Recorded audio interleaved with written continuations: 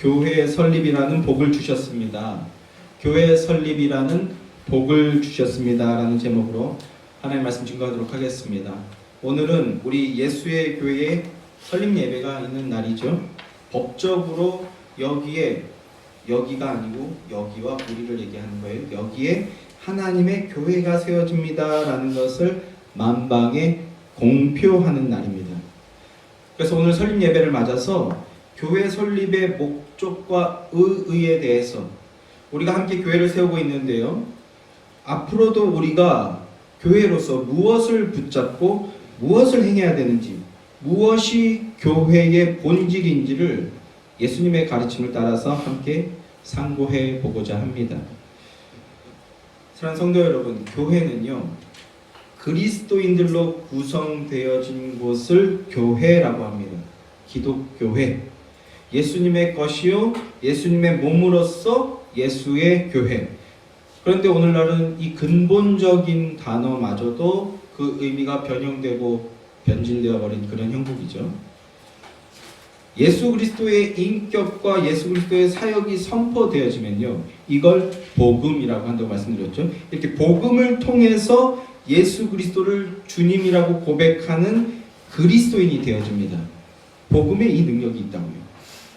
십자가 복음을 듣고 그것이 내 것임을 고백하게 되면 그리스도인이 되어지게 되는데, 그리스도인이 되어지면요, 그냥 그리스도인이 되어진 채로 머물러 있게 되는 것이 아니라, 이것을 자연인이라고 이제 신학에서 표현을 하곤 하는데, 자연인인 채 그대로 있게 되어지는 것이 아니라 그리스도인이 되어지면 예수 그리스도의 교회를 구성하게 됩니다. 그래서 교회를 찾아서 등록하게 되거나 아니면 우리처럼 교회를 세우는 일들이 나타나게 되는 겁니다. 그러면 교회를 구성하게 되는 그 기본 요건이 무엇인가? 교회를 구성하는 기본 요건이 무엇인가를 생각해 봐야 되는데요. 오늘 본문 13절, 14절 말씀입니다. 함께 다시 한번 읽어볼까요? 13절, 14절 말씀입니다. 다 함께 시작. 예수께서 빌립보 가이사랴 지방에 이르러 제자들에게 물어 이르시되 사람들이 인자를 누구라 하느냐? 이르되 더러는 세례 요한, 더러는 엘리야, 어떤 이는 예레미야나 선지자 중에 하나라 하나이다. 이렇게 말씀하고 있죠. 자, 예수님께서 제자들을 향해서 가이사랴 빌립보라는 곳에 가셨습니다. 일전에 제가 삼중직 설교할 때 이 본문 가지고 이 장소의 의미에 대해서 설명드린 적이 있어요. 이곳은 황제 가이사랴, 황제의 권위를 상징하는 황제의 도시라는 말씀을 드렸었습니다. 그런데 예수님께서 굳이 그 황제의 도시에 가셔서 인자가 누구냐라고 물으셨다는 것은 예수님이 바로 진정한 그리스도, 진정한 우주의 통치자이자 대권자, 온 우주의 진정한 왕이심을 역설적으로 드러내는 장치다라는 말씀을 드렸었습니다. 그 가이사랴 빌립보에서 예수님이 제자들에게 질문을 하십니다. 사람들이 나를 누구라 하느냐? 이렇게 물으셨어요. 그러자 제자들이 어떤 이는 예수님을 세례 요한이라고 하고요, 또 어떤 이는 엘리야라고 생각하고 있고, 또 어떤 이는 예레미야나 선지자 중에 하나라고 생각하는 것 같습니다. 이렇게 대답을 했습니다. 사람들이 예수님을 인식하기에 저분은 확실히 보통 분은 아니다, 이렇게 생각하고 있었다라는 거예요. 저분은 우리의 메시아 그리스도가 되어줄 만한 분이다, 이렇게 인식을 하고 있었다라는 뜻입니다. 이렇게 사람들은 저마다의 저마다의 각양각색의 인식을 하고 있다라는 겁니다. 문제가 뭐예요? 예수님을 자기들 생각으로 바라보고 자기들 기대에 맞춰서 인식하고 해석하고 있다라는 거예요. 세례 요한 아니면 엘리야 아니면 예레미야나 선지자 이사야 그런 사람이 아닐까, 이렇게 생각하고 있는 거죠. 그래서 어떤 이는 세례 요한, 이렇게 어떤 이는 엘리야, 어떤 이는 위대한 선지자, 이렇게 생각한다는 거예요. 자기 중심적 생각을 하고 있다는 거죠. 자기가 생각하는 그리스도. 그런데 오늘날에도요, 사람들은 예수님이 누구신가에 대해서 저마다 자기 중심적 인식을 가지고 있는 것을 보게 된다라는 겁니다. 내게 물질적 풍요와 육체적 평안을 주시는 분이시다, 이런 기복주의적인 사고부터 시작해서요, 민족의 해방을 위해서 오신 메시아다, 윤리 도덕의 모범으로서 사회의 편견을 깨고 진정한 평화와 사랑을 가르쳐주는 참 선생이다. 또는 이 기득권 중심의 사회 구조를 붕괴시키고 사회 정의를 회복하여 평등 세상을 실현시켜줄 지도자다. 이런 식의 다양한 그러나 인간 중심적인 해석들이 오늘날에도 난무하고 있는 것을 보게 됩니다. 아니, 지금은 더 심각해지고 있어요. 교회 안과 밖에서 이런 인식들이 점점 더 많아지고 당연한 것처럼 견고해지고 있는 것을 보게 됩니다. 여러분은 어떠십니까? 여러분은 어떻게 생각하고 계세요? 혹시 여기에 계신 분들 중에도 예수님에 대해서 그런 인간론적인 인식과 기대를 가지고 예수님을 찾고 계신 분이 계신가요? 아닐 거라고 생각합니다. 예수의 교회는 그렇지 않을 줄로 믿습니다. 그런데 오늘 교회 안에 예수님을 믿는다고 말하는 사람들 중에 이런 식의 인식과 해석을 가지고 그게 믿음이라고 생각하는 사람들이 점점 더 많아지는 것을 보게 된다는 겁니다. 그러나 그런 식의 인식은 자기 부인 없이 받아들일 수 있는 가짜 예수고 거짓 믿음입니다.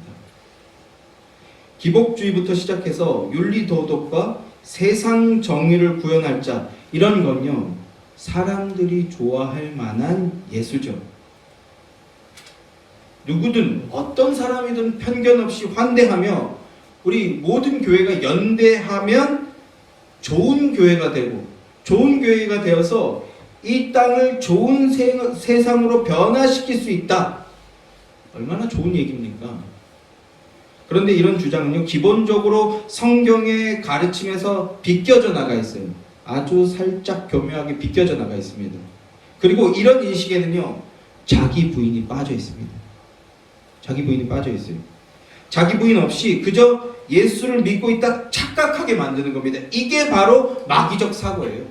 이게 바로 마귀의 전술입니다. 마귀는 지금의 나, 있는 그대로의 내 모습이 옳다고 여기게 만드는 겁니다. 그리고 그런 나의 만족과 그런 나의 발전을 위해서 예수를 찾고 예수를 구하게 만드는 그걸 믿음이라고 착각하게 만들어요. 그러나 성경이 말씀하고 있는 그리스도는 자기 부인을 통해서만 받아들여지시는 분이십니다. 자기 부인이 필요한 이유는요 모든 인간은 하나님 앞에서 죄인인데 자기를 긍정하는 상태에서, 즉 스스로 왕이요 자기 인생의 주인인 상태에서는 하나님 나라로 들어갈 수가 없기 때문입니다. 자기 부인이 없는 상태에서 믿는다 하는 것은요 예수님과 아무 관계가 없는 상태에서 하나님 나라를 자신이 주인 되는 나라, 인간적 나라로 바꾸려고 하는 반역행위입니다. 반역행위. 마귀는 이런 식으로 오늘날 교회를 공략하면서 천국을 침노하려 하고 있어요. 그러나 천국은 그런 것들로 침노당하지 않는 곳입니다. 오히려 침노하는 그들을 심판하러 오시는 것이 바로 천국입니다. 여러분이 그리스도인이라면요 바로 그 천국 백성이라는 뜻입니다. 자기 부인이란 십자가 앞에서 내 옛자, 내 육적 자아와 그리고 더불어서 내 죄가 녹아지는 과정입니다. 융해되는 과정이에요. 그런데 놀랍게도요 그것으로 끝나는 게 아니라 거기서 끝이 아니라 그 다음이 있어요. 그 다음이 뭡니까? 영적 생명. 그래서 영생이거든요. 새 생명으로 다시 태어나게 되는 거예요. 그런데 거듭나지 않은 사람들은 이 새 생명의 원리를 죽었다 깨어나도 알 수가 없는 거예요. 죽었다 깨어나야 알 수 있는데 죽었다 깨어나지 않았기 때문에 이 새 생명의 원리를 절대 모르는 겁니다. 그래서 본능적으로 십자가 앞에 나올 수가 없는 거예요. 저기에 가면 죽는다라는 걸 본능적으로 느끼는 겁니다. 그런데 사실 그게 사는 길이라고요. 이렇게 많은 사람들이 자기 중심적 이해, 육신적 인식을 믿음의 근거로 여기면서 십자가 없이 자기 부인 없이 예수를 믿어보겠다고 시도를 하고 있습니다. 우리는 그런 모습이 너무 아프고 안타까운 거죠. 자, 이어서 주님이 제자들에게 물어보십니다. 사람들이 나에 대해서 그렇게 생각하고 있다면, 그렇다면 너희는, 제자들을 향해서 너희는 나를 누구라 생각하느냐 이렇게 물어보십니다. 자, 이 질문에 대답하는 것이 죄 씻음을 받아 새 생명이 새 생명을 얻는 그리스도인이 되는데 중요한 요건이고요. 그리고 교회가 교회되어지는 중요한 요건입니다. 교회는요, 많은 사람이 모였다고 해서 또는 좋은 건물에서 잘 짜여진 조직을 갖추고 있고 그리고 그럴싸한 프로그램을 돌리고 있다고 해서 교회되는 게 아닙니다.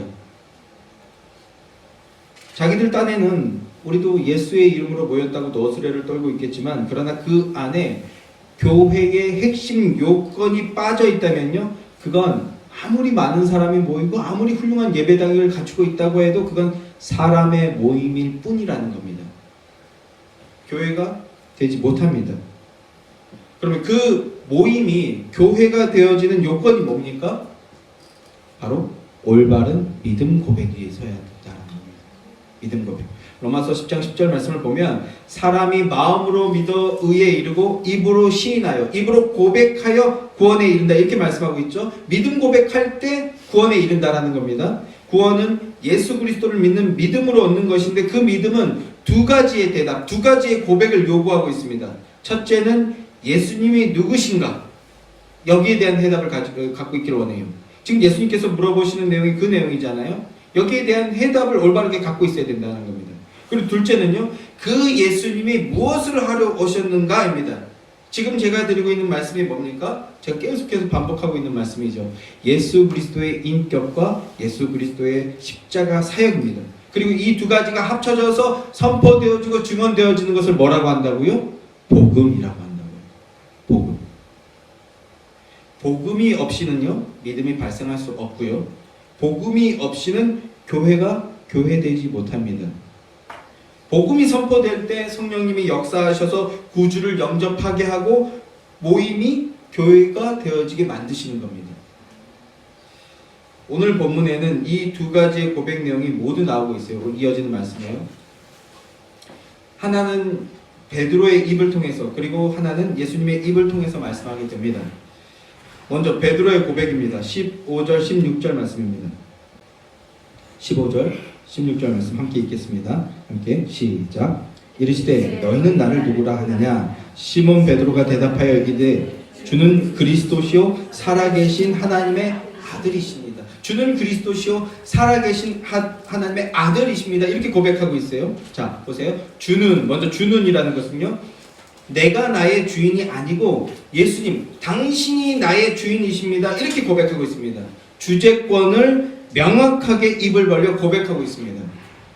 또 그리스도시오라고 고백하고 있죠. 그리스도라는 말은 삼중직이라고 말씀을 드렸죠. 기름 부음 받은 자라는 의미고 구약의 중요 직분들이 예표하고 있었던 내용들, 왕, 선지자, 제사장, 그 내용들이 가지고 있던 내용을, 직분과 내용을 통합하여서 완성해 내시는 분이시다라는 의미라는 것을 말씀을 드렸습니다. 그러니까 당신은 진정한 왕으로서 우리를 통치하실 것입니다 라는 거예요. 어떤 통치입니까? 사랑의 통치입니다. 그래서 하나님 나라 백성 되었다, 사랑의 통치를 받고 있다는 건 승을 내도 사랑하기 때문에 승을 내고, 그 사랑하면 함부로 승질내지 않게 되는 거죠. 그리고 밥을 먹어도 사랑하기 때문에 밥 먹어요. 행함의 모든 근거가 사랑하기 때문이라는 거예요. 내 욕구와 내 만족과 이것이 아니라 사랑하기 때문에, 그게 사랑의 통치를 받고 있다는 것이고요. 선지자로서 하늘의 신비를 우리에게 대언하여 말씀해 주실 것이라는 뜻이고요. 제사장으로서 죄인인 우리를 하나님께 인도하여 주실 분이다. 이것을 통합하여 성취하실 분이라는 것을 베드로가 고백하고 있는 겁니다. 참된 교회는 예수 그리스도를 입으로 말하고 그 고백 위에 세워져야 합니다. 예수님만 말하는 걸로는 부족합니다. 예수 그리스도를 구주로서 고백해야 되는 거예요. 구주라고. 구주로서 우리를 위해 사역하셨기 때문에 우리는 예수 그리스도라고 고백해야 되는 겁니다. 그래서 식기도나 할 때도 가능하면 예수 그리스도 이름으로 기도합니다 이렇게 해야 되는 거예요. 그게 믿음 고백인 거죠. 주 예수 그리스도, 당신이 우리의 주인, 우리의 구주이십니다. 나의 구주이십니다. 이렇게 고백해야 되는 겁니다. 자, 그리고 하나님의 아들이라고 고백했습니다. 이 부분이 엄청난 고백이에요, 사실은. 그리스도의 인격을 정확하게 고백하고 있는 내용입니다. 예수님을 베드로도 그 제자들도 이때까지는요, 예수님을 그저 인간 중에서 가장 탁월한 리더로 여겼어요. 사람들이 그러니까 다윗과 같이 혹은 엘리야 같이 혹은 예레미야나 선지자들 같이 이런 탁월한 사람이 와서 우리를 일깨워주고 이끌어갈 것이다, 이런 식의 생각을 하고 있었던 거예요. 그런데 하나님의 아들이십니다라고 고백하는 것은요, 사람이 아니라 하나님이시군요 라는 거예요. 인간의 몸을 입고 오신 하나님이시군요, 그분이 우리의 구주이시군요 라는 걸 정확하게 고백하고 있다는 겁니다. 하나님, 예수님을 향해서 하나님, 온 하나님이시고 온 우주의 대권자라는 걸 고백하고 있는 겁니다. 이런 고백한 베드로에게 주님께서 이렇게 말씀하시죠. 바요나 시몬아, 네가 복이 있도다. 네가 복 있다, 이렇게 말씀합니다. 뭡니까? 믿음 고백하는 자를 향해서 복 있다 말씀해 주시는 거예요. 믿음 고백하자 주님께서 베드로에게 복이 있다, 하늘의 복을 얻게 되었다, 이렇게 말씀해 주고 있습니다. 우리도 믿음으로 베드로와 같이 고백하면 베드로가 받은 그 복을 우리도 받게 된다는 이 뜻입니다. 아멘이십니까? 그 복이 어떤 복입니까? 하나님의 자녀가 되는 복입니다. 그 복이 어떤 복입니까? 교회로 부름을 받고 교회가 되어지는 복입니다. 참된 교회가 되는 것. 교회로 세움을 받았다는 것은요, 천국 문을 열 수 있는 복이 임했다라는 거예요. 천국 문을 열고 하나님께 나아갈 수 있게 되는 것, 이게 복이거든요. 성도 여러분, 이게 바로 교회가 누리는 복, 교회가 누리는 하나님의 영광입니다. 하나님은 우리를 이 복된 영광 가운데로 이끄시는 겁니다. 이 영광으로 충만한 여러분들이 되시길 주님의 이름으로 축원합니다. 베드로와 같이 예수 그리스도를 향한 믿음 고백하는 자에게 하나님과의 교통함 속에서 의의 충만함을 누리는 영광을 우리에게 주셨습니다. 그 영광스러움을 받았기에 주님께서 네가 복이 있다, 이렇게 말씀하십니다. 주의 복, 주의 영광스러움으로 가득 찬 예수의 교회가 되기를 간절히 소망합니다. 예수님께서 베드로에게 복이 있다 말씀하시고, 그리고 이렇게 말씀하세요. 이를 내게 알게 하니는 혈육이 아니요 하늘에 계신 내 아버지시며, 이렇게 말씀합니다. 무슨 뜻입니까? 인간의 지혜로 된 것이 아니라는 뜻입니다. 인간의 노력으로 된 게 아니라는 겁니다. 인간의 행위로 되는 게 아니라는 겁니다. 우리가 믿음 고백하게 되는 것, 믿음 고백을 통해서 교회가 되는 것은 사람의 지혜로 되는 게 아니라는 뜻입니다. 우리가 교회가 되고 그 교회 안에 복음이 충만하여서 하나님의 영광이 충만하게 되는 것은요, 사람의 지혜와 노력으로 된 것이 아니고 하나님 아버지가 알게 하셨기 때문에 가능하게 되었다라는 뜻입니다. 요한복음 1장 14절 말씀을 보면요, 말씀이 육신되어 우리 가운데 거하심에 우리가 그의 영광을 보니 아버지의 독생자의 영광이요 은혜와 진리가 충만하더라, 이렇게 말씀합니다. 하나님의 은혜를 입은 자는 하나님의 아들을 보게 됩니다. 이게 되게 중요합니다. 하나님의 아들을 보니 하나님의 영광을 보게 된다라는 겁니다. 믿음으로 우리는 그 빛을 보게 되는 거예요. 하나님 아버지의 은혜를 입은 자는 아들 예수, 그리고 그분의 사역을 알게 되고 보게 되고 믿게 된다는 뜻입니다. 복음을 알게 된다는 거예요. 그리고 복음이 내 것이라는 것을 믿게 되고, 내 것임을 믿게 되면 어떻게 되는 겁니까? 우리 입에서 무엇이 나옵니까? 감사를 고백하게 되는 거죠. 주님의 은혜에 감사를 고백하게 됩니다. 그래서 은혜와 진리가, 교회 안에는 은혜와 진리가 충만하게 된다는 그 뜻입니다. 그 복된 영광이 가득한 여러분들이 되시기를 주님의 이름으로 다시 한번 축원드립니다. 자, 이어서 본문 18절 19절 말씀을 보겠습니다. 본문 18절 19절 말씀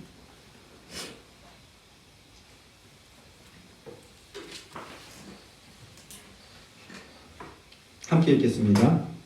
시작. 또 내가 내게 이르노니 너는 베드로라. 내가 이 반석 위에 내 교회를 세우리니 음부의 권세가 이기지 못하리라. 내가 천국 열쇠를 내게 주리니 내가 땅에서 무엇이든지 매면 하늘에서도 매일 것이요 땅에서 무엇이든지 풀면 하늘에서도 풀리리라 하시고. 자, 천국 열쇠에 대한 말씀이 나오고 있습니다.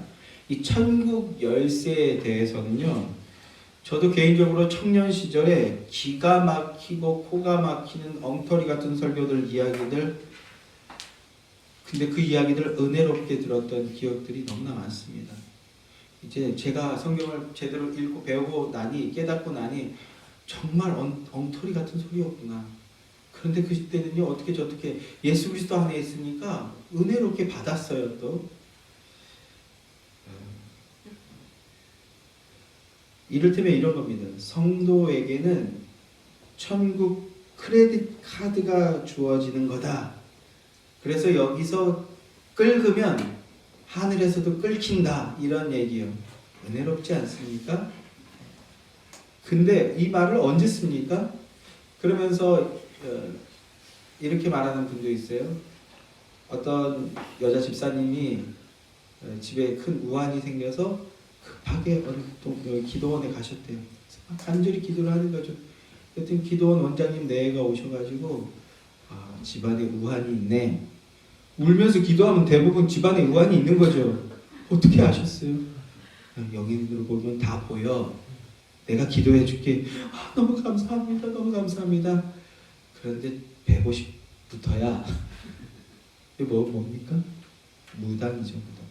150부터. 근데 급하게 막 마음이 아파서 기도하러 갔어요. 그 누가 150을 들고 다닙니까? 너무 기도해 주시면 너무 좋겠는데 제가 지금 150이 없네요. 그랬더니 뭐라고 얘기했어요? 가도 돼. 여러분 어떻게 하실 겁니까? 네, 맞습니다. 그 사람 얼굴을 긁어야죠. 사탄아 물러갈지어다 하고 긁으셔야 돼요. 근데 그런 얘기를 은혜롭게 받았다는 겁니다. 은혜가 필요 이상으로 충만했어요. 저도요. 할렐루야. 그 믿음으로 살게 하여 주시옵소서. 이런 이야기들로부터 시작해서요, 목사에게는 축복할 권세와 저주할 권세가 있다. 천국 열쇠. 나한테 마스터 카드 있어.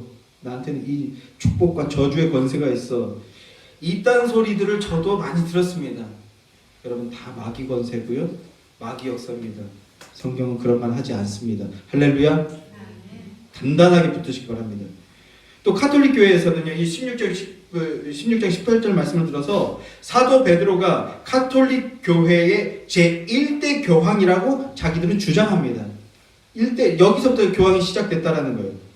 그 근거가 뭐냐면 베드로라는 이름의 뜻이 뭡니까? 반석이라는 뜻이거든요.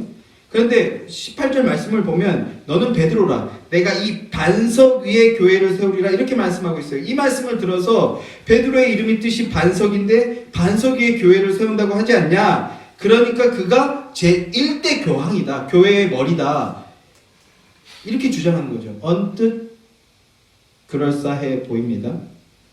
베드로 위에 교회를 세우니까, 그러니까 1대 교황이니까 베드로가 받았던 천국 열쇠는 이제 2대 교황에게 전수되고 3대 교황에게 전수된다는 거예요. 그래서 교황이 그 천국 열쇠, 즉 하늘 문을 여는 권세와 축복과 저주의 권세를 가진 존재라고 주장하는 거예요. 예전에 그 배움이 없던 그 중세 우매한 군중들이 이 얘기를 들었을 때 얼마나 무서웠겠습니까? 근데 중세는 고사하고요, 2000년도까지의 한국교회 성도들도 이 말에 두려워 벌벌 떠는 거죠.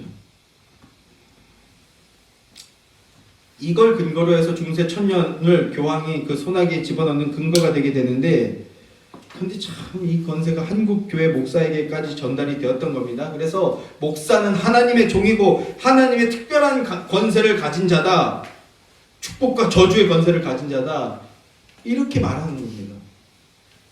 그런데요, 너는 베드로라, 내가 이 반석 위에 교회를 세운다 라고 했을 때 베드로는 반석이라는 뜻이지만 남성 명사예요. 우리는 없지만 외국어에는 남성 명사, 여성 명사 이렇게 나눠지는 경우가 많잖아요. 베드로는 남성 명사예요. 그래서 원어로 하면 페트로스라고 발음합니다. 그런데 반석 위에 할 때 이 반석은요, 여성 명사예요. 그래서 페트라라고 발음합니다. 그러니까 그 베드로가 아니에요. 그 베드로가 아니에요. 너는 베드로라.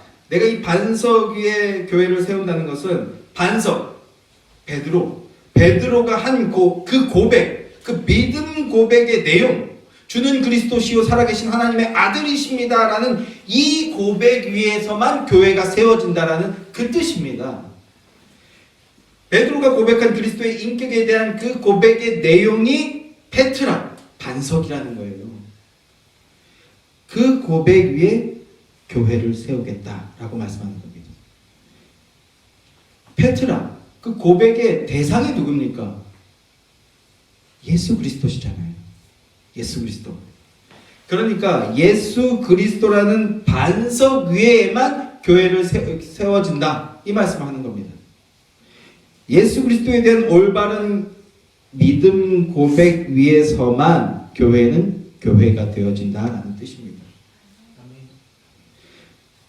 흔들리고 무너지는 사람의 지혜와 수고와 노력이 아니라 흔들리지 않는 단단한 반석이신 예수 그리스도 위에 설 때에만 교회는 참된 교회로 세워지게 되는 것이고, 또 예수 그리스도라는 반석 위에 우리의 믿음이 세워질 때 저와 여러분의 인생도 흔들리지 않고 단단하게 세워진다는 겁니다. 예수 그리스도 믿는 믿음 위에 가정을 세울 때 그 가정은 흔들리지 않고 단단하게 세워지고, 예수 그리스도 위에서 인생을 설계할 때 그 인생은 단단하고 온전하게 제 길로 가는 인생이 되어진다는 뜻입니다. 반석이신 예수 그리스도 위에 굳게 서는 여러분들 되시기를 주님의 이름으로 축원합니다. 그 위에 교회를 세운다고 했는데요. 그 내용은 이제 잠시 뒤에 마무리 짓도록 하고요. 자, 먼저 천국 열쇠에 대한 그러면 내용이 뭔지 살펴보겠습니다.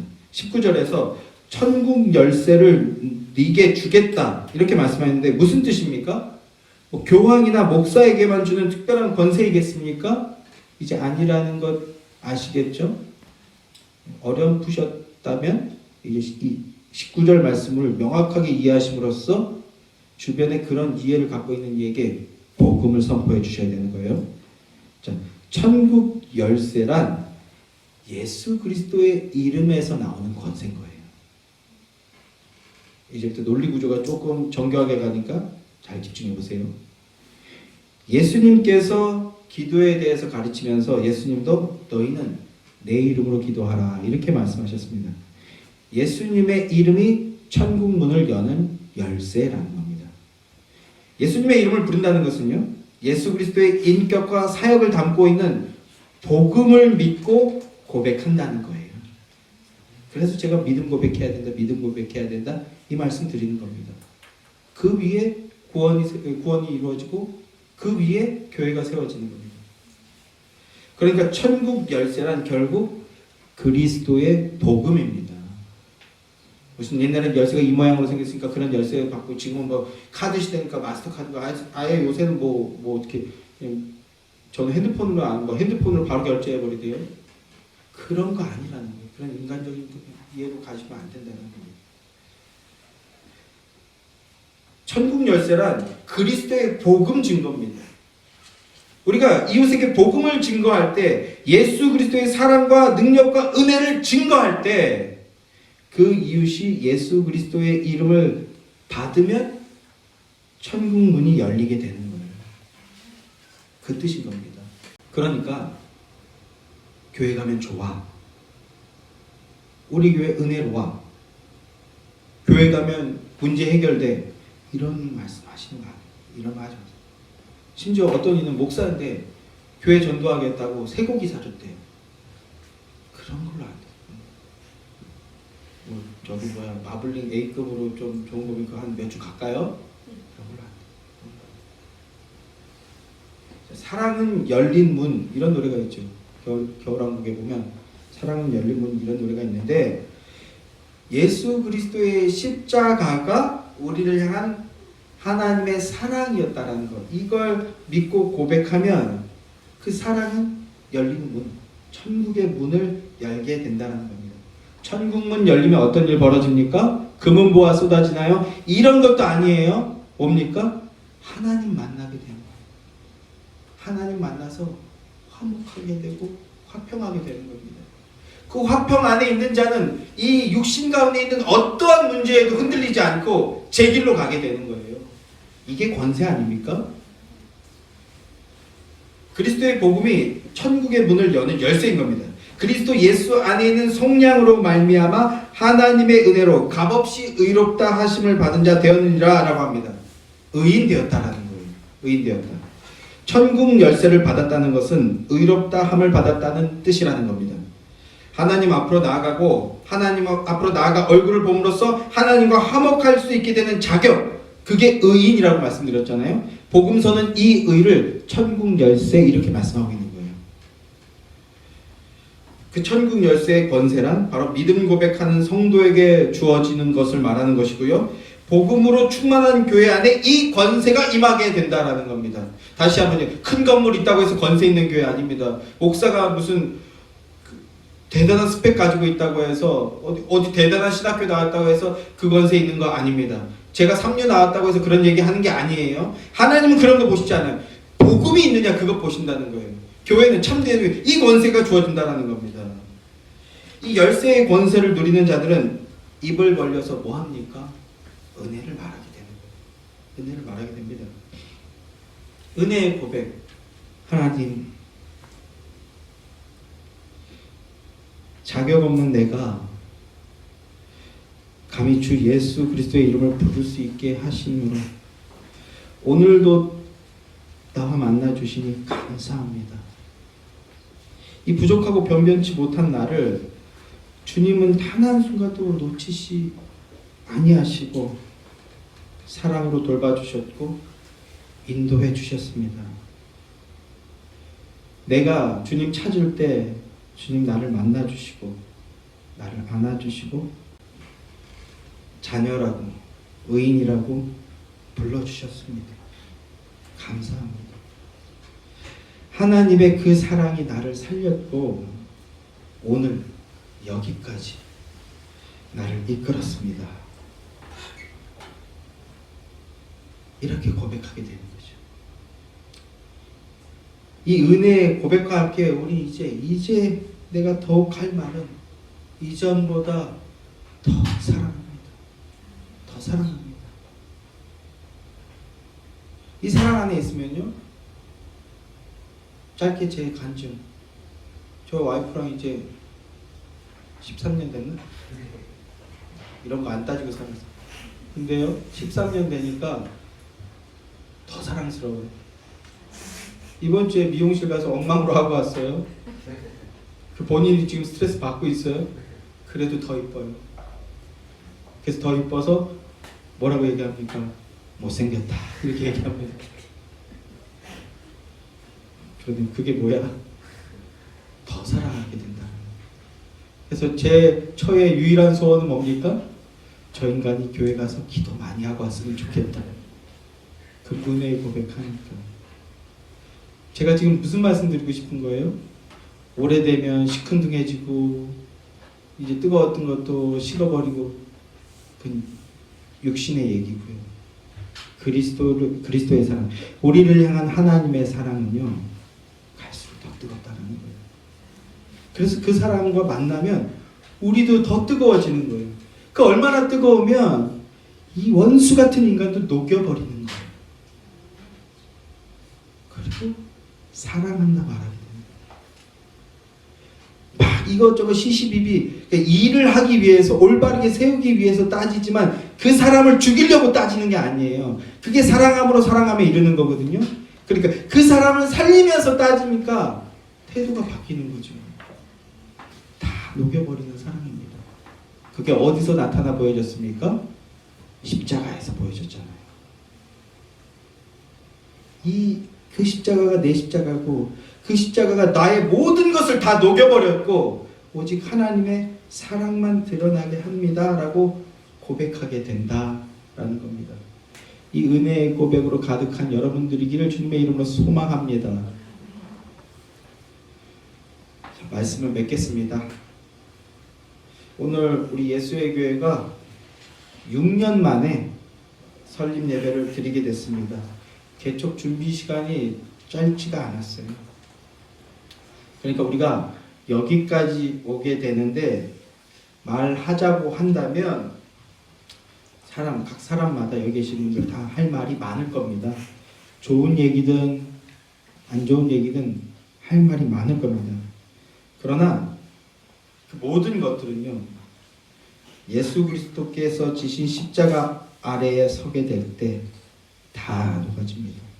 제가 모교회 분들에게 전화를 여기저기 인사를 드리고 있어요.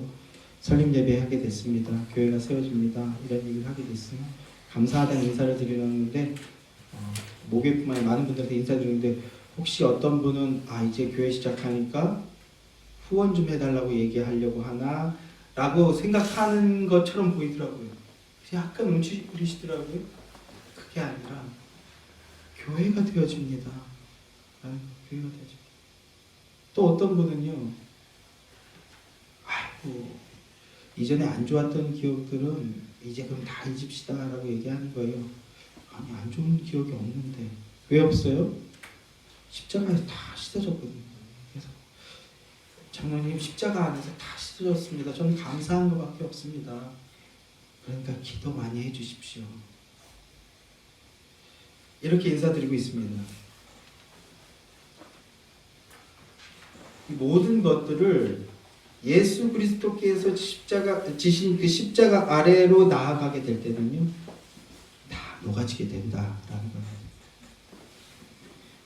십자가의 능력으로서 새로운 모습, 새로운 은혜로 세워지는 예수의 교회의 길 간절히 소망합니다.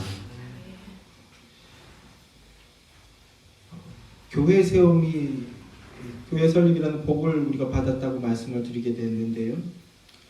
이 말씀을 이제 오늘과 다음 주에 나눌 내용인데, 예수의 교회는요, 기존의 문법을 따르지 않는 교회입니다. 아시고 계시죠?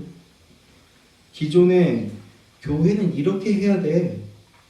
기존의 그 성장 모델이라든지 이러한 게 해야 교회가 빨리 이렇게 세워지고 부흥한다는 이런 법칙들, 세간의 말들, 저도 많이 받고 많이 듣고 또 정보가 필요한 게 많이 읽고 있습니다. 그러나 거기에서요, 복음에서 벗어난 얘기들이라면 아무리 실제로 효과가 있다고 해도 우리는 다 버려버립시다. 아멘이신가요?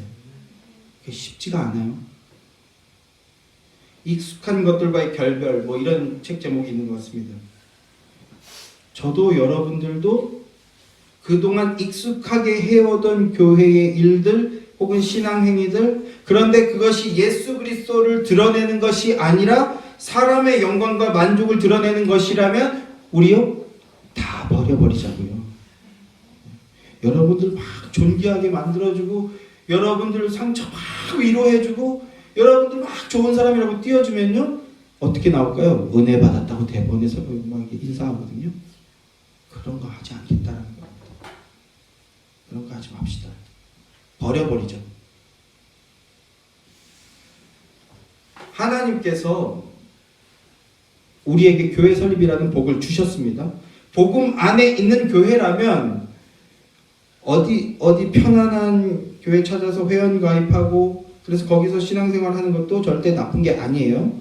나쁜 게 아닙니다. 그것도 하나님의 섭리가 있는 겁니다. 그런데 우리가 복음 안에 있는 교회라면 굳이 우리에게는 설립이라는 사명을, 권리를 주셨잖아요. 이 길이 힘든 길이지만 복된 길이라는 겁니다. 그리고 복음 안에 있을 때 교회가 교회되어지고 영광스러움을 누리게 된다는 거예요. 어떻게 가능합니까? 이겁니다. 제가 지금 반복하는데 복음 전하고 예수 그리스도 높이는 것에 모든 것을 쏟을 때 그 길은 복된 길이 되는 겁니다. 우리에게 열쇠의 권세, 이 권세를 권리로서 주셨다는 거예요. 그러니까 감사한 거죠. 예수의 교회는 오직 그리스도라는 반석 위에 세워진 교회이길 소망합니다. 무슨 뜻입니까? 복음으로 세워진다는 거예요. 복음만 붙들겠다는 겁니다. 교회는 사람의 능력이나 수고로 하는 게 아닙니다. 제가 일전에도 말씀드렸죠. 헌금 많이 하시는 분 있으면 그분 눈치 보고 그런 거 절대 하지 말자고요. 교회는요, 돈이 필요합니다. 그러나 돈으로 하는 거 아닙니다.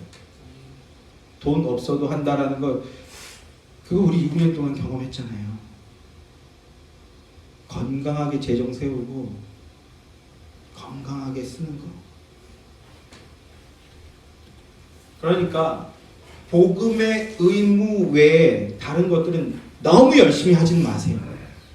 그게 우리에게 주어진 은사라면 기쁨으로 순종해야 교회가 교회되어지지만 그게 최우선 되지 마시고 그 일을 하는 이유가 뭡니까? 복음이 드러나게 하기 위해서, 복음 되어지기 위해서 모든 것을 하자는 겁니다.